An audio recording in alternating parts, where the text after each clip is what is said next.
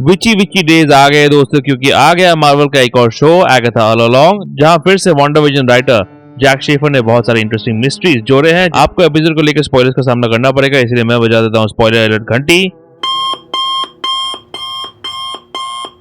क्योंकि ये है एगाथा ऑल अलोंग एपिसोड 1 और 2 का ब्रेकडाउन वीडियो। पर उससे पहले लाइक सब्सक्राइब कर दीजिएगा, नोटिफिकेशन घंटी बजा दीजिएगा ताकि अपडेट्स मिलते रहे आप लोगों को। और वेलकम टू द चैनल जो प्लेटफॉर्म है एमसीयू, डीसी और फिल्मों की हर खबर का जस्ट अ रिव्यू। एपिसोड की शुरुआत होती है एक जंगल और एक मर्डर की कहानी, जिसका इंस्पिरेशन क्लियरली मेयर ऑफ ईस्टटाउन जैसे मर्डर मिस्ट्री शो से लिया हुआ है। सीरीज और सिटकॉम पर रेफरेंस तो वांडाविजन सीरीज में भी किया गया था, जिसका ये स्पिन ऑफ है। और क्योंकि इस सीरीज को भी वांडाविजन राइटर जैक शेफर ने ही लिखा है, तो ये तो एक्सपेक्टेड था। एगाथा या दिखती है एज एन इन्वेस्टिगेटिव ऑफिसर के रूप में, जो मिलती है इस आदमी से जो है एक जाना पहचाना चेहरा। ये आदमी है एक्टर डेविड ए पेटन, जिन्होंने हर्ब का किरदार निभाया था वांडाविजन सीरीज में। अब आते हैं इस डेड बॉडी पर, जिसका नाम बोला जाता है जेन डो, जिसके हाथ है काले, जो वांडा के हाथ भी हो गए थे बुक ऑफ डार्कहोल्ड का इस्तेमाल की वजह से।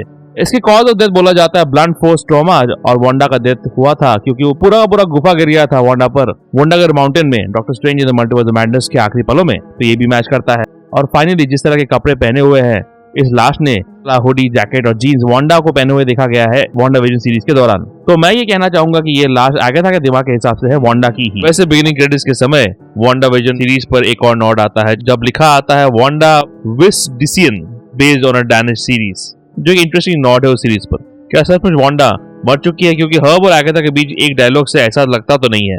एक हिंट दिया जाता है कि शायद वांडा अभी तक मरी नहीं है। Oh, she's really most sincerely dead. Never know. तो क्या वांडा वापस आ रही है एमसीयू में?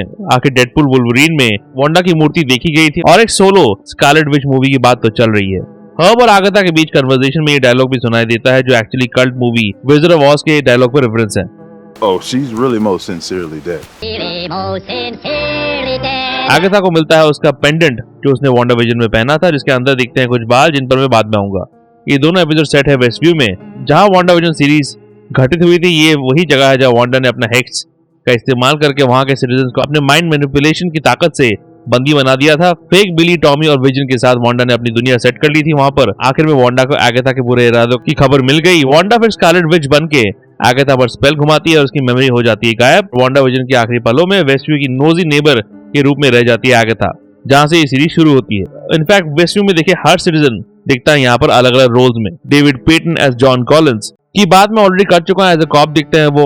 मैं Caulfield Ford as Dotty Jones / Sarah Proctor दिखती है as a librarian. David Lengel as Harold Proctor दिखते हैं as police chief. Amos Glick as Dennis दिखते हैं एज एन इंसान जो एगाथा को लाइब्रेरी में लगे आग के बारे में वार्निंग देता है। अली असीफ एज अभिलाष टंडन दिखते हैं एज अ ज्वेलर।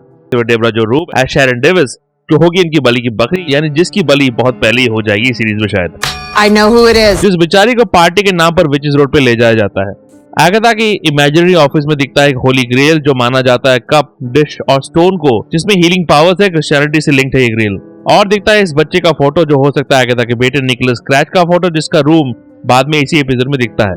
कॉमिक्स में एगाथा का एक बेटा था निकोलस स्क्रैच नाम का, जो एक्चुअली सैलम 7 का पिता था, पर यहाँ अलग दिखाया जा रहा है उसको। मुझे ये भी लगता है कि जो पेंडेंट एगाथा को मिला था उसके अंदर दिखा बाल भी निकोलस का ही था।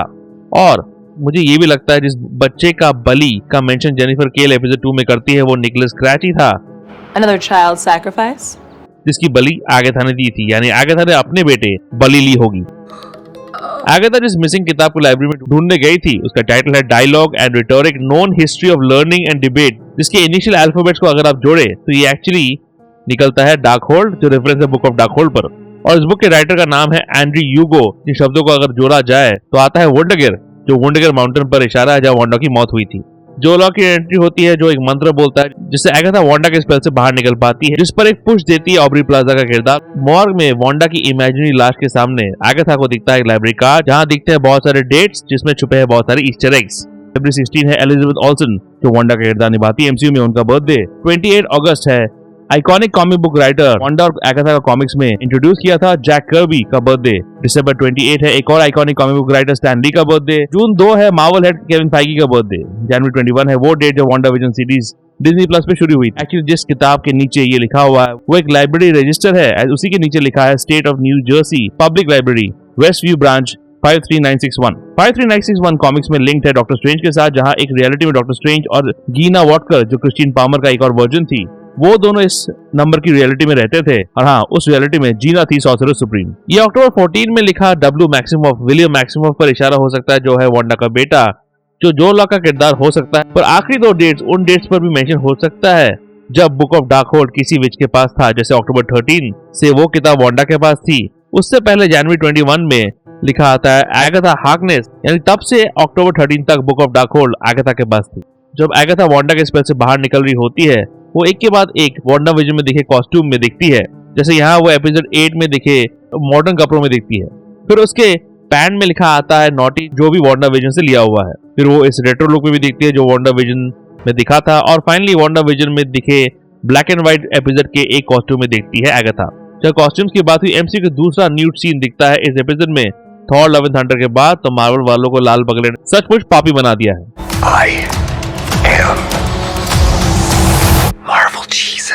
एगाथा पकड़ती है एक रैबिट को। यह एगाथा का rabbit senior scratchy actually WandaVision के इनिशियल स्क्रिप्ट में आखिरी फिनाले में सीनियर स्क्रैची एक बड़ा राक्षसी खरगोश बनने वाला था जो बिली और टॉमी के पीछे पड़ता, पर कोविड की वजह से इस आइडिया को ड्रॉप कर दिया गया और जो हमने फाइनली देखा वो कुछ और था, जहाँ सीनियर स्क्रैची मियर प्रॉप की तरह रखा गया था। वांडा के घर और ऑफिस में रैबिट का चित्र और मूर्ति काफी दिखाया जाता है। वैसे ये घर जहाँ ये सारा कुछ हो रहा है, इसमें लिखा है हाउस नंबर 2804 जो एगाथा का घर है। वांडाविजन सीरीज में भी दिखाया गया था कि वही घर है जिसके अंदर एगाथा का गुफा निकलता है। उसी के बाद ऑब्री और कैथरीन के बीच होती है एक घमासान फाइट जो दर्शाता है कि दोनों के बीच एक गहरा नाता था इससे पहले, जो दुश्मनी बदल गया और उसका रीजन है बुक ऑफ डार्कहोल्ड जो यहाँ मेंशन होता है। वो किताब जिसमें डार्क मैजिक छुपा बैठा है, जो भी उसका इस्तेमाल करता है उसके हाथों में काला दाग पड़ जाता है, जो वांडा के हाथों में भी था, एगाथा के हाथों में भी था, और इंटरेस्टिंगली इस एपिसोड में जो लोग के किरदार के हाथों में भी दिखता है। Interesting. उस किताब को doctor strange the multiverse of madness में बर्बाद कर दिया गया था। ऑब्री यहाँ मेंशन करती है सैलम 7 के बारे में। सैलम 7 था एक ग्रुप ऑफ मैजिकली म्यूटेटेड सुपरह्यूमंस जो रहते थे न्यू सैलम कोलोराडो नाम के टाउन में। न्यू सैलम है एक community of practitioners of magic जिनके पास मैजिकल पावर्स हैं जो अलग अलग एनिमल्स के शेप में आते हैं। ओकोवी ऑकपॉक्स वासिली बनेगी सिसाडा, बेथनी करी बनेगी क्रो, जो एपिसोड 2 में एगाथा पर नजर रखते हुए दिखती है। ना पेरेम्बल बनेगी फॉक्स, मरीना मजापा बनेगी स्नेक, ब्रिटा ग्रैंड बनेगी रैट, जो भी एपिसोड 2 में अपने एनिमल फॉर्म में एगाथा पर नजर रखते हुए दिखती है। टाउन नोमोवा बनेगी कोएट, जो एनिमल फॉर्म में एगाथा पर देखते हुए दिखती है। एशिया वेला बेली बनेगी आउल। हालांकि कॉमिक्स में इनकी कहानी कुछ अलग है। यहाँ उनको दिखाया जा सकता है उन औरतों की बेटी के रूप में जिन्हें एगाथा ने वांडाविजन वाले फ्लैशबैक सीन में मार डाला था। विचेस रोड का मेंशन करता है बिली यहाँ पर। Come again? The Witch's Road. Road witches road एक ऐसा इवल एग्जिस्टेंस है जिस पर सिर्फ सॉर्सरर्स चल सकते हैं। विचेस रोड पहली बार दिखा था वांडा के सोलो कॉमिक रन में जो लिखा था जेम्स रॉबिन्सन और क्रिस विजन्स ने इन 2016। विचक्राफ्ट में एक नई बीमारी शुरू हो गई थी जिसका सोर्स ढूंढने के लिए वांडा और एगाथा का भूत निकल पड़ते हैं विचेस रोड के लिए। इस रोड में कई सारे दैविक और राक्षसी शक्तियां रखी हुई थी जिसे पार करके जाना पड़ता है सॉर्सरर को। तो यहाँ विचेस रोड को वो डार्क मैजिक से भरी जगह बताया जाता है जिसे पार करने से विचेस को वो मिल जाता है जो उसे चाहिए। एगाथा को चाहिए उसके पावर्स वापस जो वांडा के स्पेल की वजह से हो गए थे खत्म, पर बिली वहां क्यों जाना चाहता है ये क्लियर नहीं है। काफी मिस्ट्री है इस किरदार को लेके, क्योंकि जब लॉक से एगाथा पूछती है Who are you? लॉक जवाब देता है, पर अचानक एक काला अक्षर उसके वॉल्यूम को कर देता है म्यूट। पर जो भी वो बोल रहा था मुझे लगता है शुरू होता है बी से, जो हो सकता है बिली यानी कि वांडा के बेटे विली मैक्सिमोफ रेफरेंस। यहाँ वांडा विजन में दिखा वांडा का बेटा विली जिसे वांडा ने क्रिएट किया था वांडा विजन में अपने हेस्ट के द्वारा, बिल्कुल कॉमिक्स की ही तरह। कॉमिक्स में कई सालों बाद बिली और उसके भाई टॉमी का रीइंकार्नेशन हुआ था एज बिली कैप्लन और टॉमी शेपर्ड। टॉम लॉक वही बिली कैप्लन का किरदार निभा रहे हैं। सबको यही लगता है। इसमें जो लॉक ने भी कंफ्यूजन ऐड किया है जब उन्होंने कहा कि सबको लगता है कि टीन वो इंसान है पर सब गलत है। उसके अलावा उन्होंने एक और कमेंट में कहा है कि उनके किरदार का नाम टीन है, एटलीस्ट इसी नाम से सारे विचेस उसे बुलाती है इस सीरीज में। तो अगर टीन बिली नहीं है तो कौन है? अगर इस अक्षर को गौर से देखें तो लगता है एम की तरह, तो कहीं ये वो तो नहीं? क्या आ रहा है मेफिस्टो आ रहा है? क्या टीन है मेफिस्टो इन डिस्गाइज? नहीं, नो वे। क्या यार, मैं ज्यादा ही सोच रहा हूँ शायद। फिर दूसरे एंगल से देखे तो ये डब्ल्यू भी हो सकता है। क्या टीन वांडा को वापस लाना चाहता है? क्या ऐसे आएगी वांडा वापस एमसीयू में? एक और थ्योरी भी हो सकती है कि बिली एगाथा के बेटे निकोलस स्क्रैच का रीइंकार्नेशन हो, इसलिए वो एगाथा से इतना फैसिनेटेड दिखाया जाता है। हो सकता है कॉमिक्स में जो कहानी वांडा के बेटे बिली की थी वो एगाथा के बेटे निकोलस को दे दिया जाए और जो लोग निकोलस स्क्रैच का किरदार निभा रहा हो।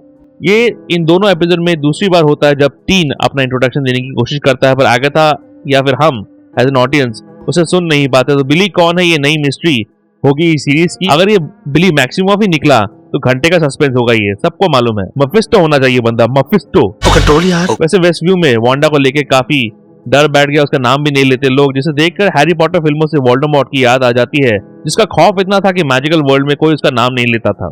इसलिए वांडा के घर दिखाया जाता है जहाँ लिखा है इविल विच स्टे अवे। तो ऑब्वियसली काफी नफरत है वांडा को लेकर वेस्ट व्यू में। टीन और एगाथा निकल पड़ते हैं अपने कवन की खोज में, तब टीन को उसके बॉयफ्रेंड का फोन आता है। माइल्स गिटरिच राइली को कास्ट किया गया है बिली का प्यार। जी हाँ, कॉमिक्स की तरह बिली को ये दिखाया जाएगा इस सीरीज में भी। माइल्स के किरदार पर कुछ अटकलें चल रही है कि वो हल्कलिंग का किरदार निभा रहे हैं, हालांकि यहाँ उनका नाम एडी है। कॉमिक्स में हल्कलिंग है टेडी एल्टमैन, जो एक स्क्रल्स क्री का हाइब्रिड था, जो अपने कंबाइंड एलियन हेरिटेज का इस्तेमाल करके एक सुपर हीरो बन गया था। टीन एगाथा पहुंचते हैं मैडम कॉल्ड्रो साइकिक रीडिंग्स में सबसे पहले, जहां वो मिलते हैं टैरेट कार्ड रीडर लीलिया कॉल्ड्रो से। ब्रॉडवे लेजेंड पैटी लूपॉन निभा रही है लीला कैल्डेरो का किरदार, एक 450 साल ओल्ड विच जो टैरेट कार्ड का इस्तेमाल करती है, और वो कॉमिक्स में एक विच है जिसे कहा जाता था द क्वीन ऑफ जिप्सीज, जो है keeper of the powerful book of Cagliostro, जो किताब वॉट ऑफ सीजन 1 में दिखाया गया था, और वो मेंबर भी है सॉर्सरर्स कवन की, यानी कि उनको कवन की एल्डरली मेंबर के हिसाब से दिखाया जा सकता है। लिलिया कोई सीरीज में विजन्स आते हैं। Leah Calderu, divination.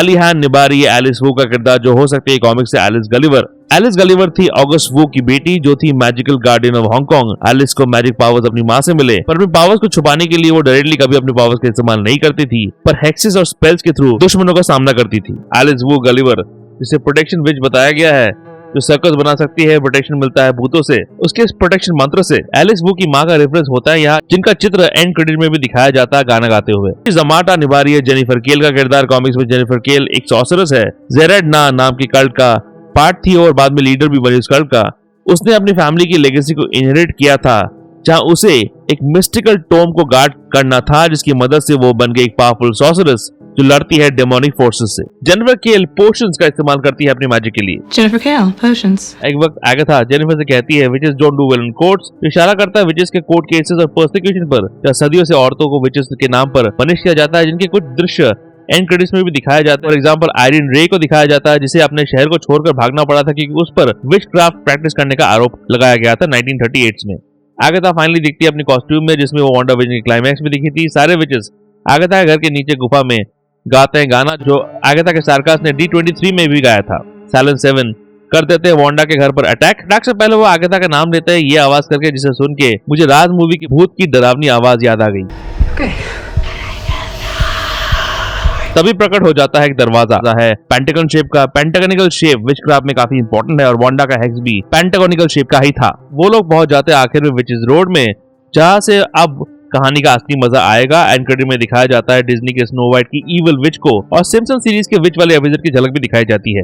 को देखना इंटरेस्टिंग होगा। किस मोड़ जाती है ये सीरीज, कहानी तो अभी शुरू हुई है। अगर आप जानना चाहते हैं तो लाइक सब्सक्राइब कर दीजिएगा, नोटिफिकेशन घंटी बजा दीजिएगा, ताकि एगाथा पर आप कुछ भी मिस ना करें। कुछ रिसेंट वीडियोस आखिर में है, चेकआउट जरूर कीजिएगा, और ऐसे MCU रिलेटेड वीडियोस के लिए देखते रहिए just an review. Nerdy view के अपडेट्स के लिए और छोटे बड़े स्निपेट्स के लिए फॉलो कीजिए ऑन ट्विटर @ProNerdyView201 में, और ProNeedDiaryBlogspot.com में भी आपको अपडेट्स मिल जाएंगे।